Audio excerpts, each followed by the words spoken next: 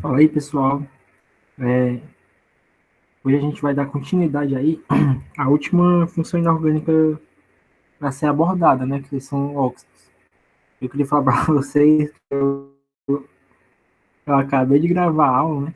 Eu tava gravando essa aula aqui para vocês, eu acabei a aula e fui ver lá no e-mail, porque onde manda o vídeo, né? Aqui pelo Meet. Aí eu vi que eu não tinha apresentado a tela. Então, assim, eu tenho que gravar de novo. Só que, desculpa a leseira aí, desculpa pra mim na leseira. Bem, voltando. Eu continuo com a parte de Química 3 de vocês. E hoje a gente vai ir para a nossa última função inorgânica, que são os óxidos. Né? A gente já viu ácidos, já viu bases, já viu sais, e agora a gente vai para os óxidos. Assim, os óxidos eles têm uma aplicação bastante importante ambiental. Aquela parte ali de chuva ácida, feita estufa, entendeu? Eles têm uma aplicação bastante relevante naquela área. Então, como assim o Enem ele gosta muito de. Quase o lado do gato, viu? Tá atrapalhando aqui. Mas voltando. O óxido. Como o Enem, né, como tá falando, o Enem gosta muito de misturar em matérias, né? Tipo, por exemplo, biologia com química, ele pode utilizar a chuva ácida, né? Pode tanto do ponto de vista biológico, da chuva ácida, quanto do ponto de vista químico. E aqui a gente vai estudar, né? Aprofundar o nosso conhecimento aí em óxidos. Então vamos lá.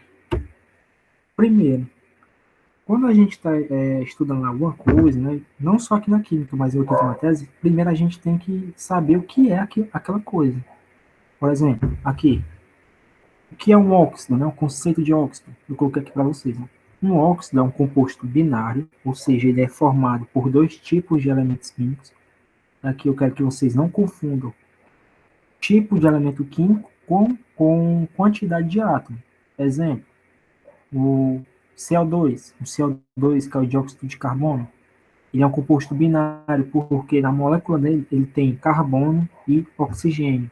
Ou seja, são tipos de elementos químicos diferentes. No caso aqui são dois, né? Por isso que ele é um composto binário.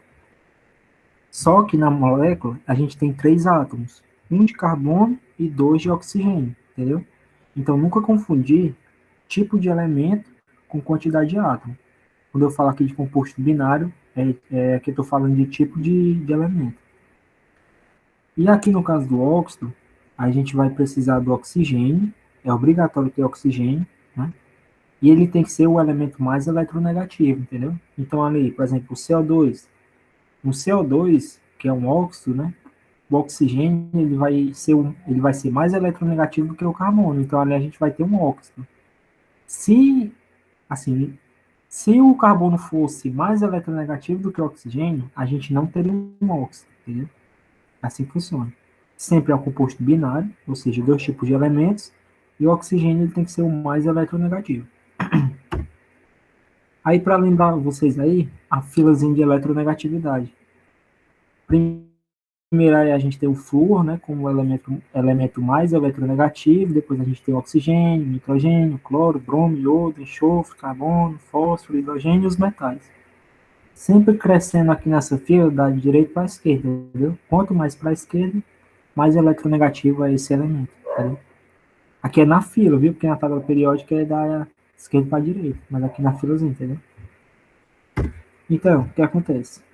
O óxido ele vai ter uma fórmula geral, ou seja, a, a, a representação da molécula dele vai ser de maneira geral como eu tenho um elemento formador, que pode ser aí um metal ou um ametal. Eu vou ter o X aqui que representa o índice, né? O que seria o índice na molécula? O índice na molécula, ele indica a quantidade de átomos, entendeu? O X aqui para o elemento formador e o Y para o oxigênio, que é o O, entendeu? Sempre tem que ter um oxigênio, sempre tem que ter oxigênio. Exemplos, a gente tem a água, né? H2O, o hidrogênio é um composto binário, né? Formado por dois tipos de elementos, sendo que o oxigênio aquele é mais eletronegativo que o hidrogênio. Aqui, ó, CO2, o oxigênio é mais eletronegativo do que o carbono. CaO, o oxigênio é mais eletronegativo do que o cálcio.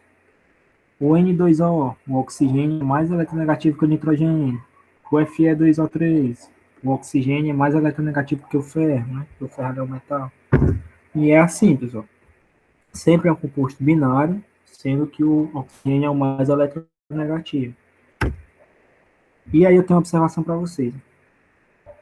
O que eu coloquei? O oxigênio ligado ao flúor não forma um óxido, mas sim um fluoreto.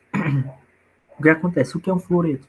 Um fluoreto ele é uma função inorgânica também, assim como os óxidos, só que eles não são tão abordados nem no vestibular, nem em aulas, né, normais. Eles não são tão abordados, eles são funções menores. O que acontece? Eu falei para vocês que o oxigênio na molécula de um óxido, ele tem que ser o mais eletronegativo, né? Só que se ele está ligado a um flúor, o flúor é mais eletronegativo do que o oxigênio. Então a gente não tem um óxido, entendeu? Tem que ser o mais eletronegativo. Só que o flúor é mais eletronegativo que o oxigênio. Então, como o flúor tem uma eletronegatividade maior, então não se trata de um óxido, mas sim de um fluoreto, entendeu? Aí a gente tem dois exemplos, O2F2, OF2. O que é um óxido, a gente vai tentar separar esses óxidos em grupos, né? A gente vai tentar fazer uma classificação mais geral desses óxidos. Desses óxidos vai levar em conta ali qual o tipo de elemento que está ligado ao oxigênio. Como assim? Ó, a gente vai ter dois grupos de óxidos. A gente vai ter os óxidos covalentes, ou moleculares ou ametálicos, né? Tanto faz o nome. Dizem que o elemento ligado ao oxigênio, que a gente chama de elemento formador, é um ametal. Exemplo, Cl2O5, o cloro ele é um ametal. O carbono é um ametal e o nitrogênio é um ametal. Então, sempre que a gente tem aqui um ametal ligado ao oxigênio, aqui a gente tem um óxido covalente. Claro, com exceção do flúor, né? O flúor não é um óxido. E os óxidos iônicos são óxidos em que o elemento formador ele vai ser um metal, entendeu? Exemplo aqui, eu tenho ferro, que é um metal, eu tenho cálcio e eu tenho sódio. Esses três aqui são todos metais. Eles estão ligados aqui ao oxigênio formando um óxido.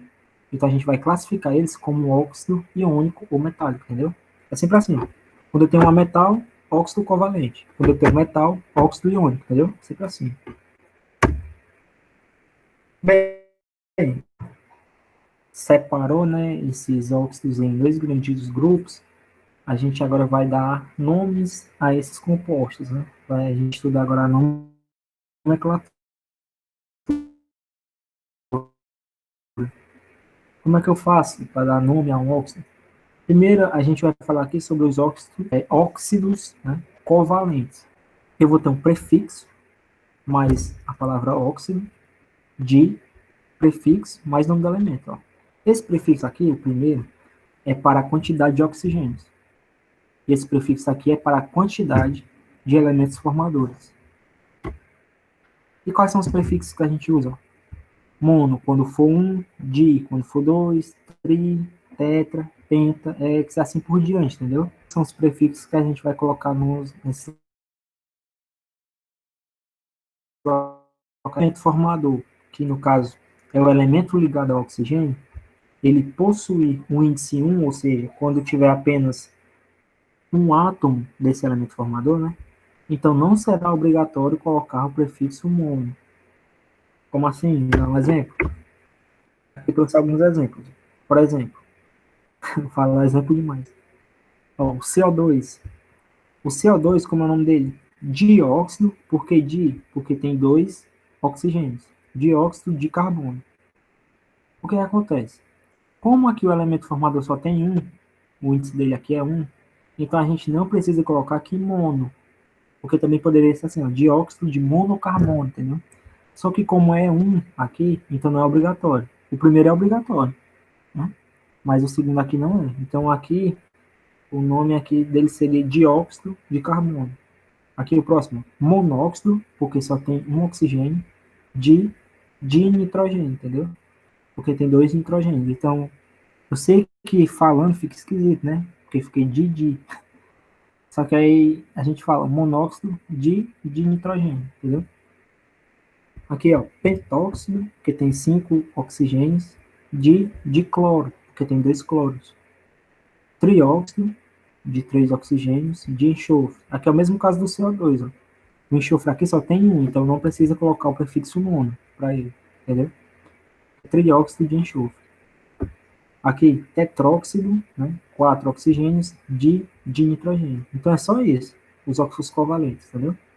A gente olha ali a quantidade de oxigênios e a quantidade de elemento formador e bota o prefixo. Aí, por exemplo, fica prefixo mais óxido, de prefixo mais nome do elemento. Bem, pessoal, agora a gente vai para os óxidos iônicos. Aqui nos óxidos iônicos, a gente vai separar eles de duas formas. Primeiro, a gente vai dar nome quando o elemento formador possui NOx fixo, né? Porque no caso aqui vai ser um metal. Então, os metais, eles tendem a variar o seu NOx, entendeu? Aí a gente vai ter quando for o NOx fixo e quando for o NOx variável. Primeiro aqui eu vou falar para vocês sobre o NOx fixo. É bem simples, ó. Como é que eu dou nome para um óxido iônico? Óxido de, aí boto o nome do elemento. Aqui, ó. Óxido de sódio, óxido, né, de cálcio, óxido de potássio, óxido de alumínio e óxido de prata. Esses metais aqui que estão ligados, ó, eles têm o NOx fixo, entendeu? Eles têm o NOx fixo. Por exemplo, aqui, ó, sódio tem o NOx fixo mais um, que é da família 1A. Cálcio tem NOx mais 2. Potássio tem NOx mais um. Alumínio tem NOx mais 3. Prata, que tem NOx mais, acho que é mais um também, mais um, entendeu?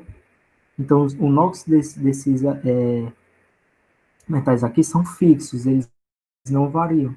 Então, a gente só precisa botar óxido de, aí bota o nome do elemento que está ligado ao oxigênio, entendeu? É bem fácil. Agora, quando o elemento formador possui NOx variável, o que acontece? A gente continua colocando aqui nesse primeiro caso, óxido de nome do elemento, só que agora a gente vai ter que botar o NOx do elemento, o elemento formador, né, que é o que está ligado ao oxigênio, em algarismo romano. Ou ainda a gente pode botar assim, ó, óxido mais nome do elemento, mais uso. Quando esse composto estiver apresentando um NOx menor, né, para o elemento formador, ou quando estiver apresentando um NOx maior, terminação líquido. Como assim? Ó, tem o FeO e o Fe2O3. Nesse primeiro composto, o ferro, se a gente calcular o NOx, vai estar apresentando o NOx mais 2. E nesse aqui, NOx mais 3. Entendeu? O NOx mais 3 é maior do que mais 2, né? 3 é maior que 2. Então, aqui, o ferro, nesse composto, está apresentando seu maior NOx, e aqui o seu menor NOx. Se a gente for pegar essa primeira estrutura aqui de nomenclatura, vai ficar como óxido de ferro, né? 2. Por que 2? Porque o ferro aqui vai estar apresentando NOx mais 2. Ou ainda, óxido ferroso, porque nesse composto, como eu falei para vocês, ele vai estar apresentando seu menor NOx. Então, terminação uso, óxido ferroso. Aqui, ó, o nome dele vai ser óxido de ferro 3, porque nesse caso aqui o ferro está apresentando agora NOx mais 3. Ou pode ser óxido férrico, né? Porque nesse caso aqui o ferro vai estar apresentando o seu maior NOx possível. Outro exemplo aqui são esses óxidos formados por cobre, né? Nesse caso aqui, o cobre vai estar apresentando NOx mais 1, e nesse caso aqui, NOx mais 2. Então, mais 1, como é menor do que mais 2, então aqui vai ser o menor NOx, aqui o maior, entendeu? Por isso que varia aqui o composto. Então aqui vai ficar óxido de cobre 1, porque o cobre vai estar apresentando NOx mais 1, ou óxido cuproso, porque é o seu menor NOx possível, entendeu? Então vai ficar óxido cuproso. Nesse caso aqui, óxido de cobre 2, porque o cobre ele vai estar apresentando o NOx mais 2, né? Ou ainda óxido cúprico, né? Porque aqui vai ser o seu maior NOx possível, né? Que vai ser o mais 2. Vocês entenderam, né, pessoal? Então, vou ter aqui o NOx fixo e o NOx variável. Tudo bem? Bem, quando a gente vê a classificação geral, ele era o grupo mais geralzão, entendeu? A gente só considerou ali se o elemento formador é metal ou ametal. Agora, a gente vai aprofundar mais essa classificação. Aí a gente vai separar os óxidos em 7 tipos: óxidos ácidos, óxidos básicos, óxidos anfóteros, óxidos neutros, óxidos mistos ou duplos, peróxidos e superóxidos. Bora para o primeiro aí. Primeiro, o que é um óxido ácido? Eu coloquei aqui a definição para vocês, né, que são óxidos que formam ácidos quando reagem com água ou formam água e sal quando reagem com a base. Simplificando tudo, eu posso dizer o quê? Que um óxido ácido se comporta como um ácido. Somente isso, entendeu? Aí a reação deles, genericamente, eu botei assim, ó, óxido ácido mais água forma um ácido. Óxido ácido mais base, ocorre a neutralização, forma um sal mais água. Eu botei o exemplo do CO2, né? O CO2 aí é um óxido ácido, entendeu? Aí vocês vão ver que, geralmente, assim, os óxidos ácidos, eles são formados por ametais, entendeu? São formados por ametais de inox mais 4, mais 5 ou mais 6, entendeu? Então, se vocês verem um óxido que tem um metal ligado, vocês já podem desconfiar aí que é um óxido ácido. CO2 reagindo com água aqui, ele vai formar um ácido carbônico, né, que é um ácido aí. E nesse exemplo aqui, esse CO2 agora está reagindo com o hidróxido de cálcio, que é uma base. Aí ele vai neutralizar, porque aqui ele se comporta como um ácido. Aí vai formar o carbonato de cálcio, que é um sal, mais a água, entendeu? Então a gente pode dizer que um óxido ácido, ele se comporta como um ácido normal, aquele ácido de Arrhenius. Por quê? Mas aí deve ter alguma explicação, né? O que acontece? Esses óxidos ácidos são produtos da desidratação de um ácido. O que acontece? Por exemplo, se eu pegar H2CO3, ou o H2SO4, ou algum oxiácido, entendeu? Eu tenho que pegar um oxiácido, que é um ácido, se vocês se lembrarem, que tem oxigênio na molécula. Então, se eu pego um oxiácido, eu desidrato ele, ou seja, eu retiro a água da molécula, vai sobrar apenas o óxido. Por exemplo, aqui eu peguei o CO2 e hidratei ele, né? Eu botei água nele. Aí virou H2CO3. Se eu pegar esse H2CO3 e retirar a água dele, vou formar um óxido, CO2. Entendeu? Então a gente pode dizer também que os óxidos ácidos, eles são anidridos. E anidridos tem a ver com a desidratação, entendeu? Então é sempre assim, ó.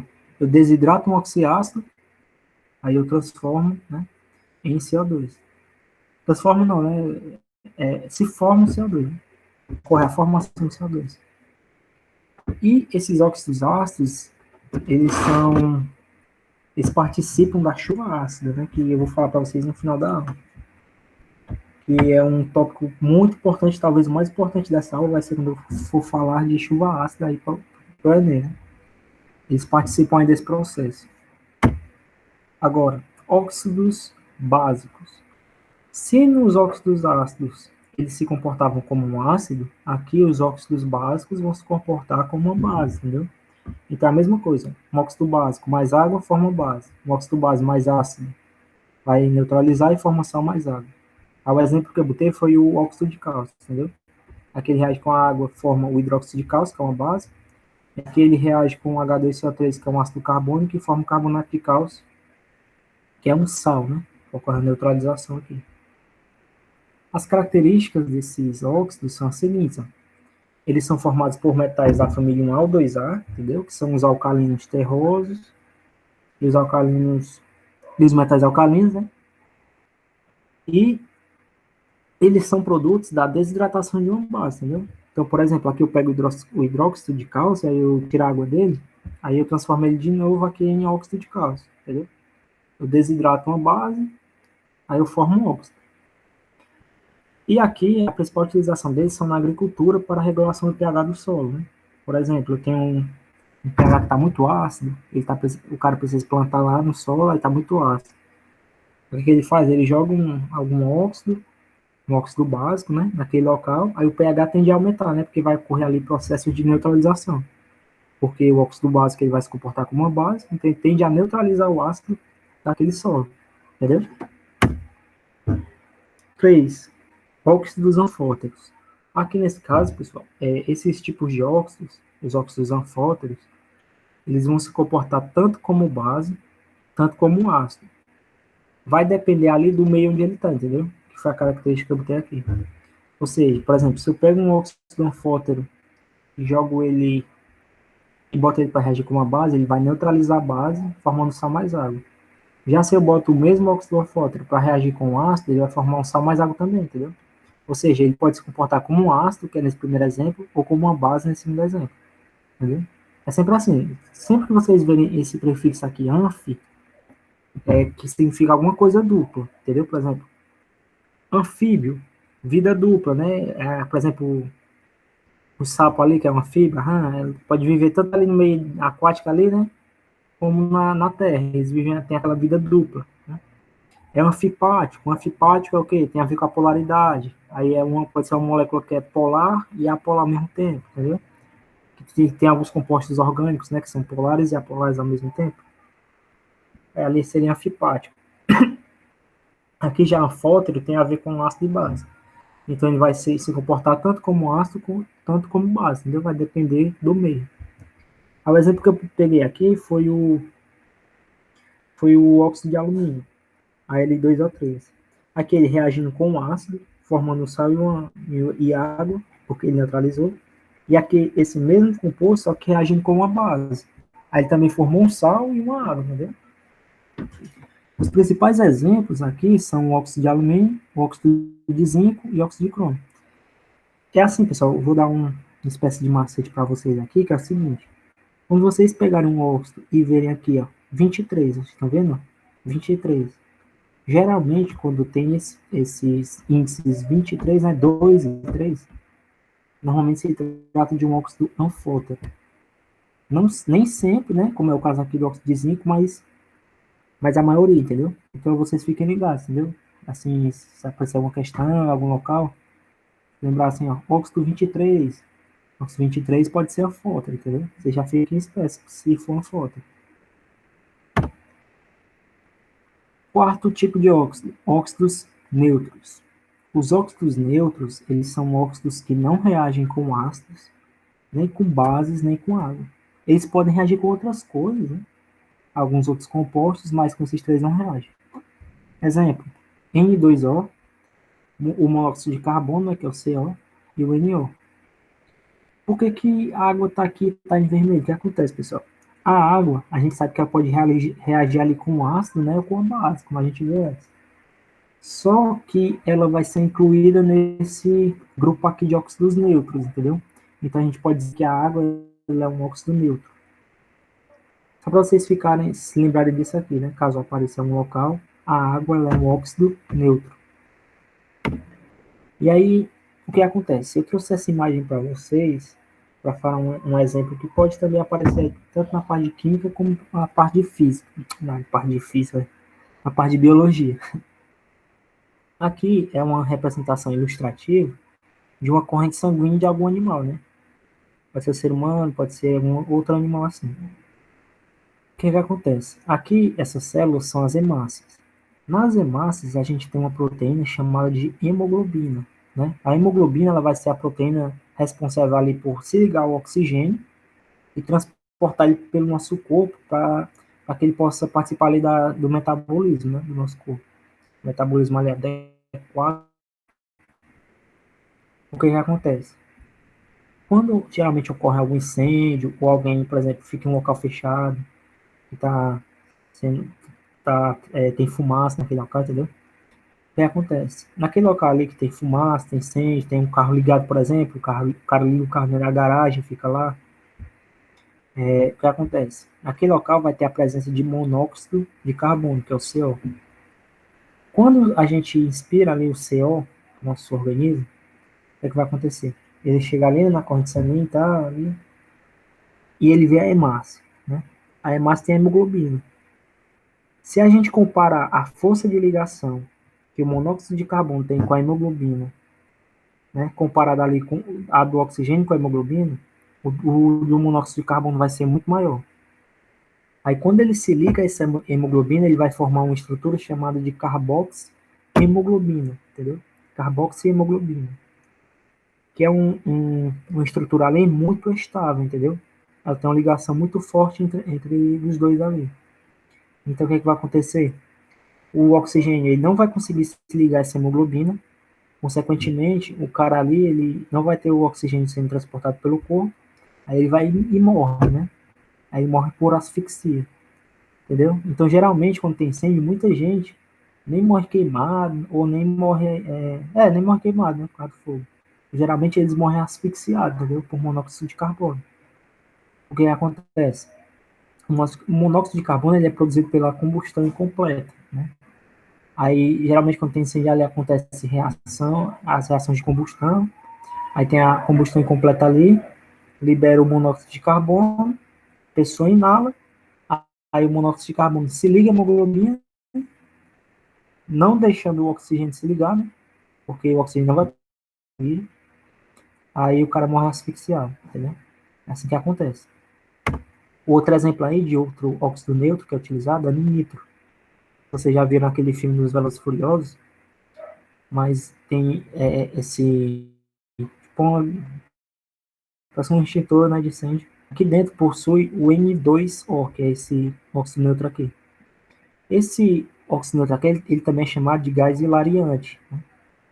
É famoso gás do riso. O que acontece? Esse N2O, ele já foi muito utilizado como anestésico aí na medicina, entendeu? Hoje ainda ele é utilizado ainda em alguns consultórios odontológicos para fazer procedimentos, entendeu? O dentista vai lá e aplica o gás hilariante do paciente para ir no sentir dor, né, no local e pronto. Só que ele também pode ser utilizado aqui, por exemplo, nessa imagem como nitro. Por quê? Porque o N2O ele potencializa a combustão do motor do carro, entendeu? Fazendo com que o carro ele consiga entrar numa velocidade muito alta, entendeu? Quinta, quinto tipo, né? São os óxidos mistos ou duplos. O que são óxidos mistos ou duplos? Como eu coloquei aí, são óxidos formados por outros óxidos que possuem o mesmo elemento formador. Entendi, foi nada.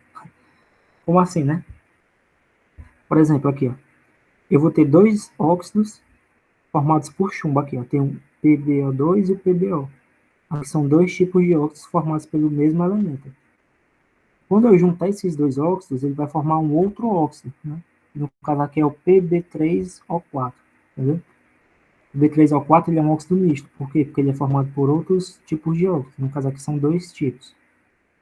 E o outro exemplo aqui também é o Fe3O4. O Fe3O4 ele é formado por esses dois óxidos de ferro, F2O3 e FO. Quando eu junto eles, eu formo um F3O4, tá vendo? Se vocês olharem, a estrutura deles tem um 34 aqui, tá vendo? 3 e 4, 34. Toda vez que vocês verem isso, vocês já desconfiem também se pode ser um óxido misto, entendeu? O 23 era no óxido anfótere, né? Que vocês podem ficar ali desconfiar, aqui é o 34, entendeu? 34 tá aqui, tanto que a fórmula geral dele é 3 ou 4, entendeu? Então, continuando 34, aí você já pode ir no caminho ali do óxido misto, ou duplo. Aí aqui esse composto é chamado de zarcânio, que é a magnetita. Eu coloquei aqui na imagem. A magnetita é aquela rocha que tem propriedades magnéticas, entendeu? Ela é formada por óxidos, que tem como fórmula geral aqui o Fe3 ou 4.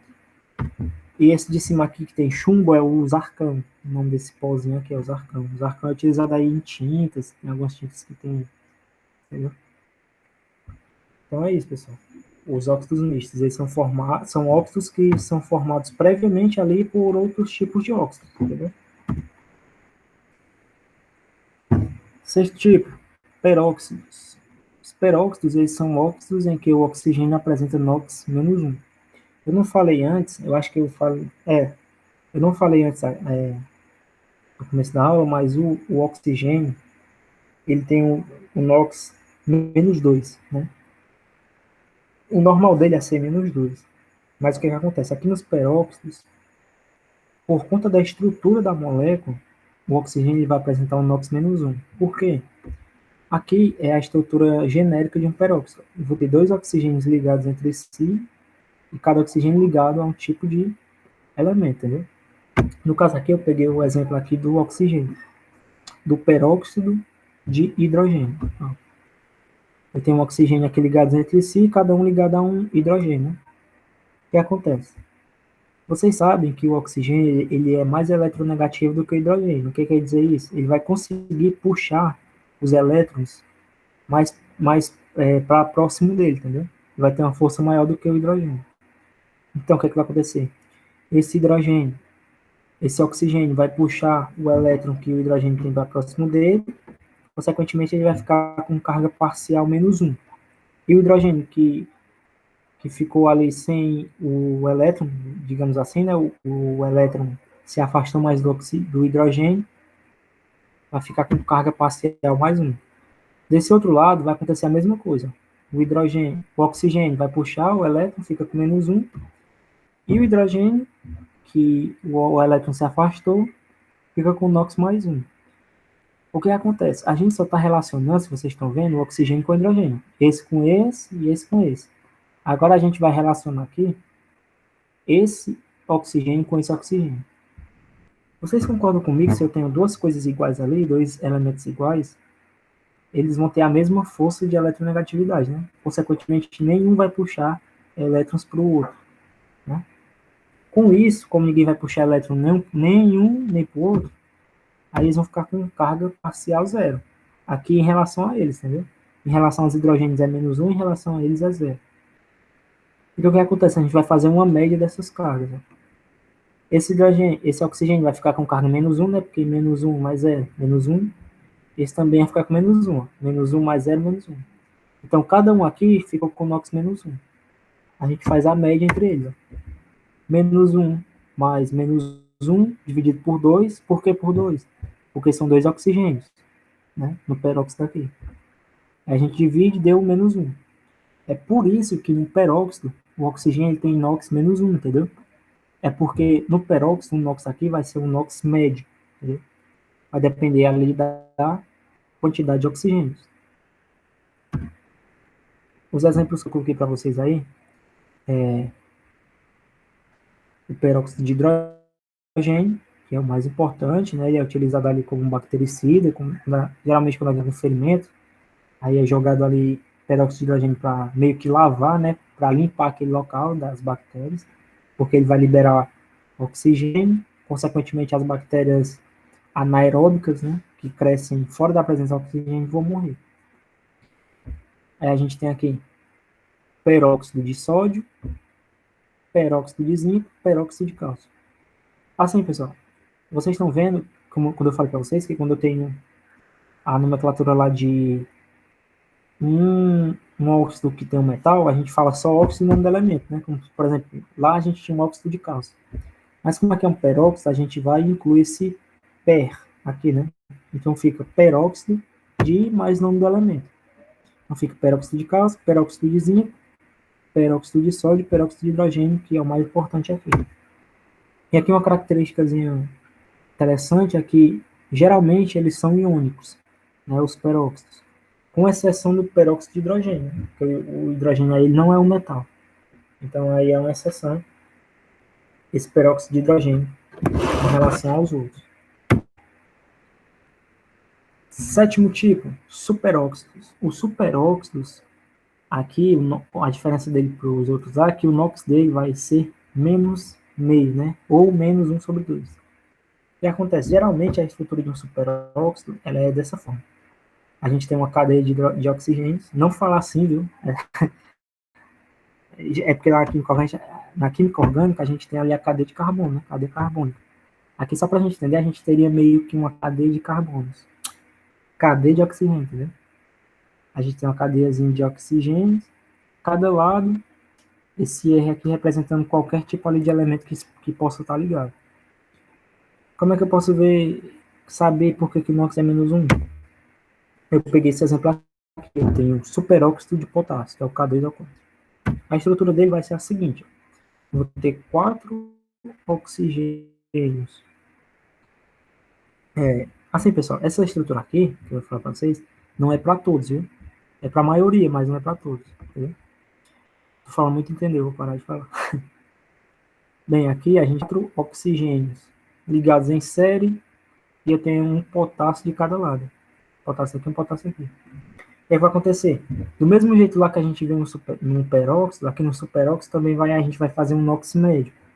Então, esse oxigênio ele vai puxar um elétron do potássio, vai ficar com carga -1. Esse oxigênio aqui, ele está entre dois oxigênios, então ele não vai puxar de ninguém. Então vai ficar zero. Esse daqui também zero, né? E esse aqui menos um, porque ele vai puxar desse potássio. Então vai ficar como? Menos um desse, mais zero, mais um menos um desse, vai ficar menos dois, né? Se você somar aqui. Menos 2 dividido por 4, que é a quantidade de oxigênio que tem aqui, vai ficar, né, menos 2 sobre 4, aí simplificando fica menos meio. Então é por isso que no superóxido a gente tem um NOx menos meio, entendeu? Aí alguns exemplos. A gente tem o superóxido de potássio, superóxido de sódio e superóxido de lítio. Né? Aí eu botei algumas características para vocês verem que eles são formados principalmente por metais alcalinos e metais alcalinos terrosos, né?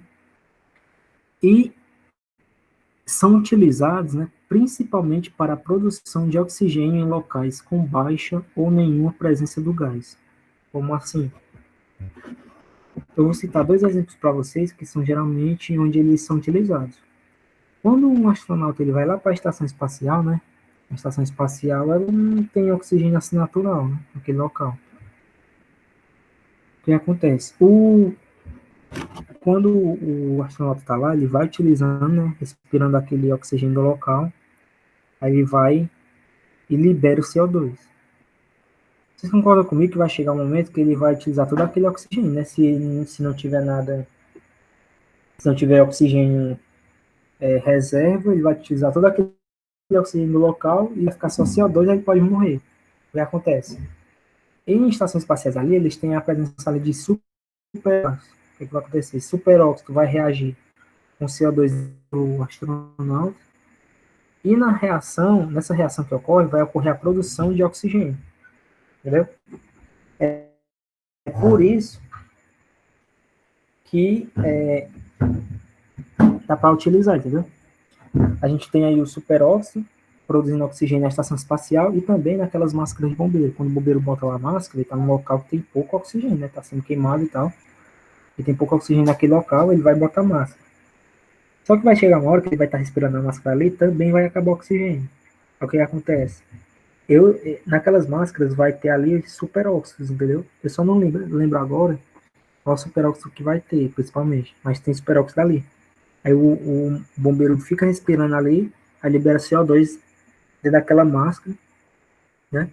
Aí o superóxido que está naquele local ali da máscara vai reagir com CO2 e produzir oxigênio de novo. Aí o bombeiro ali ele vai conseguir ter oxigênio suficiente ali para poder fazer o trabalho dele ali, naquele local.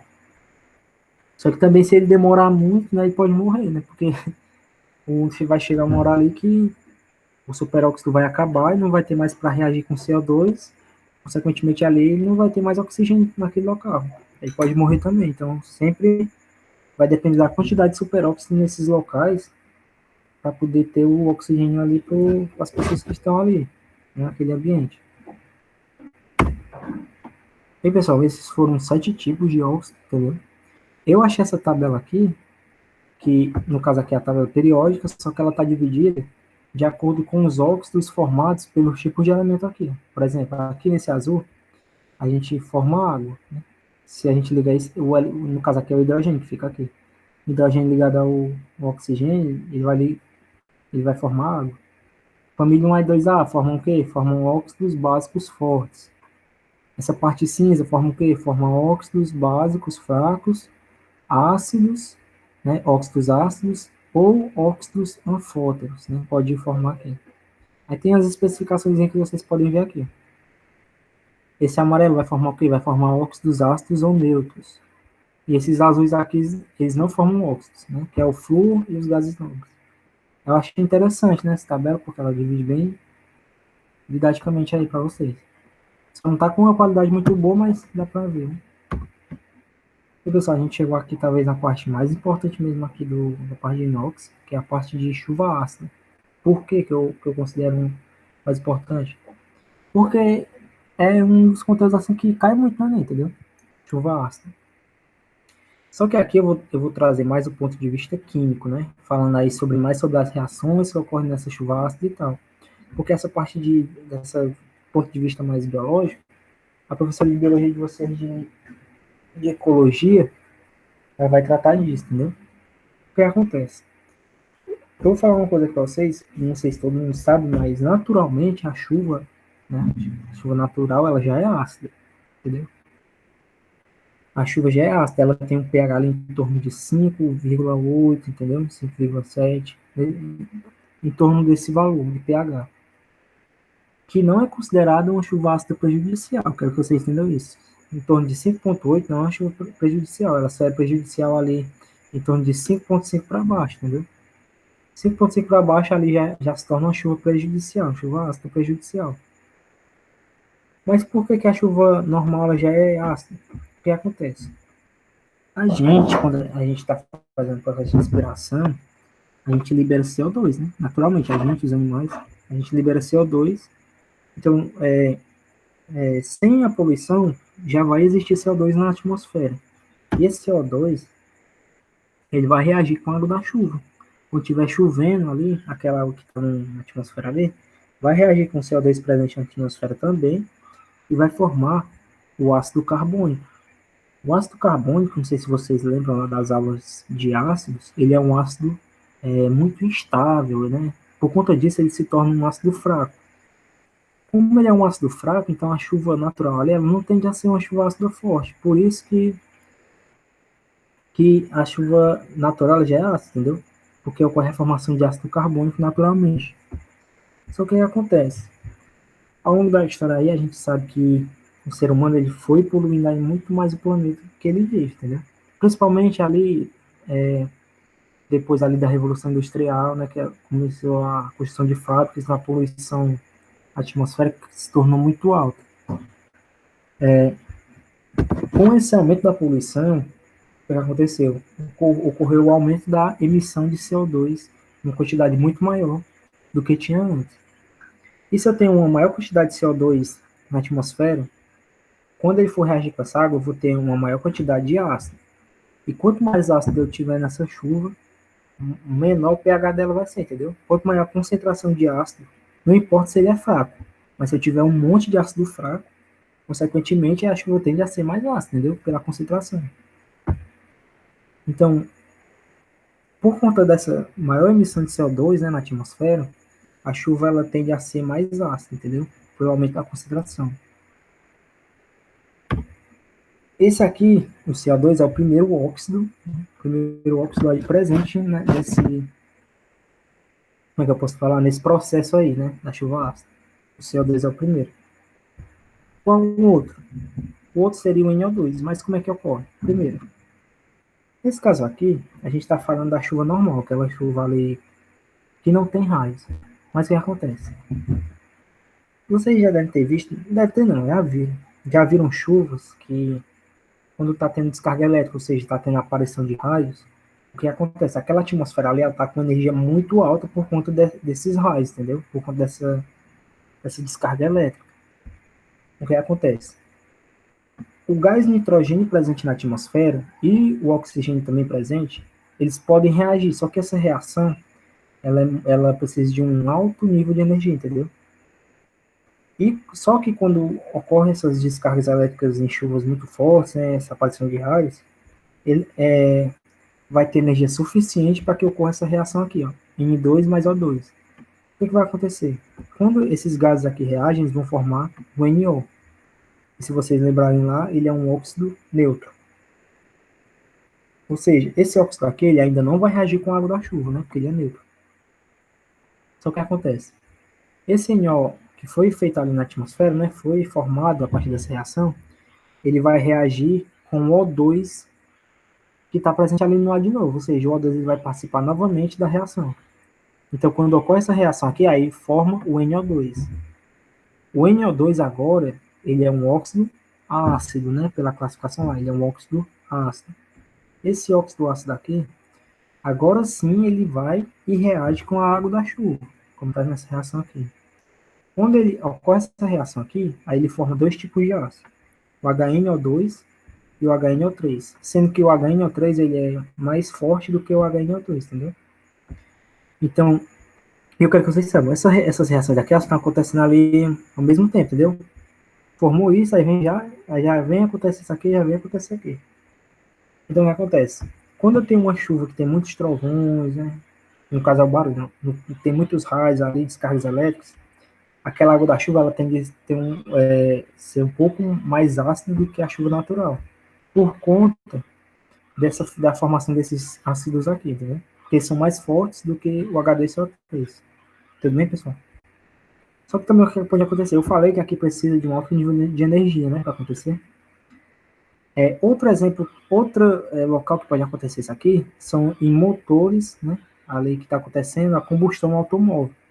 Porque naquele momento ali que está tendo a combustão, né, a queima ali da gasolina e tal, o pistão ali está batendo ali forte e tal, o que acontece? Eu vou ter uma temperatura muito alta, a energia ali está muito alta naquele motor. Então vai ter energia suficiente para reagir esses dois gases aqui. Aí o que acontece? O carro vai, aí libera o NO na atmosfera, o NO vai, reage com o O2 e forma o mesmo processo de quando a chuva tinha trovões, entendeu? Isso aqui é a outra forma que pode acontecer a chuva ácida, com outro composto. E no caso aqui é o NO2. Ele é o principal aqui nessa reação. E aí a gente chega, talvez, no composto mais prejudicial aí, o que torna a chuva ácida ainda mais ácida, que é o enxofre. O que acontece?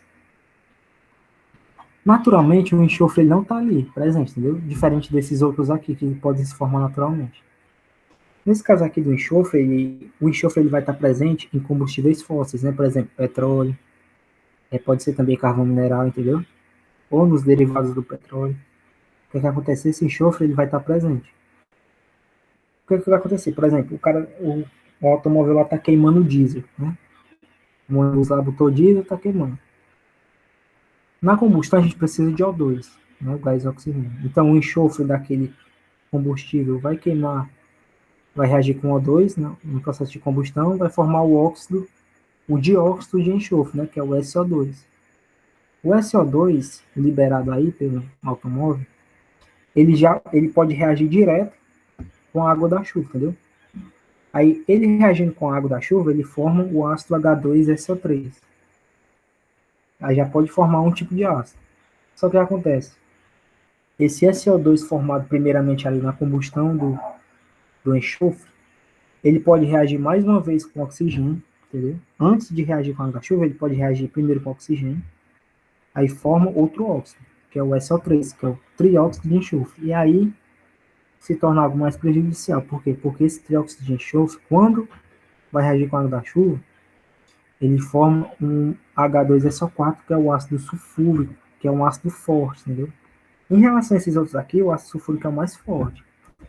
Então, por isso que o enxofre tem de ser muito mais prejudicial do que os outros elementos aqui. Então, quais os óxidos que a gente pode dizer que participam da chuva ácida? O dióxido de carbono, que é o CO2, o dióxido de nitrogênio, que é o NO2, o dióxido de enxofre, que é o SO2, e o trióxido de enxofre, que é o SO3, entendeu? Isso aí são as reações do ponto de vista químico que faz parte aí da chuva ácida, entendeu? Sim, mas o que acontece depois que ocorre a chuva ácida? A gente vai ter algumas consequências aí para o meio ambiente e tal, para a sociedade em geral. O que acontece? Primeiro, vocês estão vendo aqui essa imagem dessa estátua aqui. A gente tem essa estátua que ela tinha essa forma. Aí, por constantes incidências ali de chuva ácida naquele local, ela começou a se corroer. Vocês estão vendo, né? A face totalmente desfigurada, ela está totalmente desfigurada aqui, por conta da chuva. Aqui, ó, essa vegetação aqui, o que vai acontecer? De tanto ter chuva ácida daqui, essas árvores daqui, parece que morreram, né? Que estão sem folha e sem nada. A cobertura vegetal aqui está totalmente devastada, por conta de chuva ácida. Outro exemplo aqui que eu peguei de uma reportagem, que esse local, esses peixes estão todos mortos, ó, aqui na beira. Eles morreram por conta da chuva ácida. Quando aí choveu, né, naquele local, aí a chuva ácida ela mudou o pH desse riacho aqui, se eu não me lembro se é um riacho ou um rio.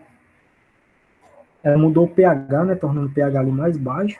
Aí os seres vivos daquele meio aquático ali morreram, porque eles não vivem num pH que eles viviam em um determinado tipo de pH, aí a chuva ácida veio diminuir o pH e eles morreram, né? Isso aqui são as principais consequências da chuva ácida. Destruição, principalmente não posso falar, de estruturas de mármore, essas coisas, de ferro também. O ferro aí que é utilizado em construções de concreto, essas coisas, se ele ficar exposto, pode ser perigoso pro local, entendeu? Porque vai a chuva ácida corrói, aí pode quebrar aquele ferro ali, ele fica mais frágil, é meio perigoso. Devastação aí da cobertura vegetal, né? Que ocorre pela chuva ácida, e morte de seres vivos aí, principalmente do meio aquático. E, pessoal, foi só isso, entendeu? Eu tô gravando pela segunda vez. É o que eu laser aqui, eu tô gravando pela segunda vez. Mas deu certo. Bem, a gente terminou funções inorgânicas, entendeu? Essa aqui foi a última. A gente viu ácidos, bases, sais e óxidos. E na próxima aula a gente vai pegar essas funções inorgânicas aqui e vai colocar elas para reagir entre si e ver o que é que acontece, né? A gente vai estudar na próxima aula, se eu não me engano, reações inorgânicas. A gente vai entender o que é reação de simples troca, de dupla troca, entendeu? A reação de oxidação, que a gente já deu uma olhada antes, em aulas passadas. Reação de neutralização e essas coisas. Então, eu vou mandar esse slide e a Ellen vai mandar questões para vocês, se eu não me engano, entendeu? Então, eu vou botar lá esse slide no Drive, né? No Drive e talvez algumas questões. E o material teórico e a apostila. Vou botar lá no Drive. Então, vão lá no Drive que vai estar tudo lá. Então, é isso aí. Até a próxima aula aí. Valeu.